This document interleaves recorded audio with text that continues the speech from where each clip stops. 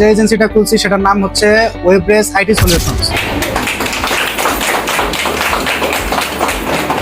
তো এখানে আমাদের এজেন্সির 9 জন, আমরা 9 জন, এখানে 8 জন আছি। তো এখানে এক একজন এক এক রোল প্লে করছে এখানে।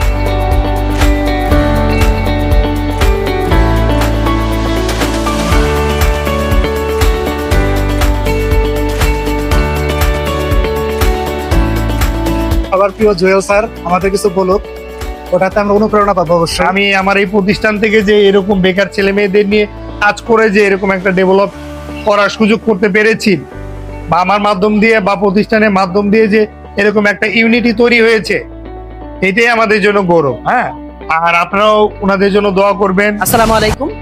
তো আসলে আমরা গতানুগতিক হচ্ছে আমরা সবসময় একটা সেফ ক্যারিয়ার খুঁজি, তাই না? আমরা সবাই চাকরির পিছনে ছুটি। তো আমরা যে একটা স্টার্ট আপ দেওয়া, এই রিস্কটা আমরা নিতে চাই না, তাই না?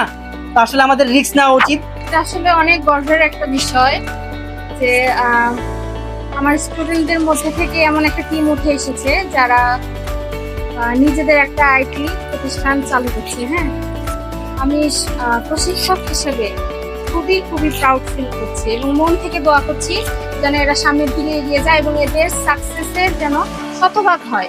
আসলে একটা কথা আছে যে ছোট ছোট কল্পনা কিন্তু জব গড়ে তুলে মহাসাগর সাগর। আমার দেখা মাত্র আমাদের এখানে 6টা দিক চলে কখন টেস্টে নিয়ে আসে, এ পর্যন্ত আমি এখনো একটা কিছু পাই নাই। এরকম কোন একটা সৎ সাহস নিয়ে স্টার্ট করেছে।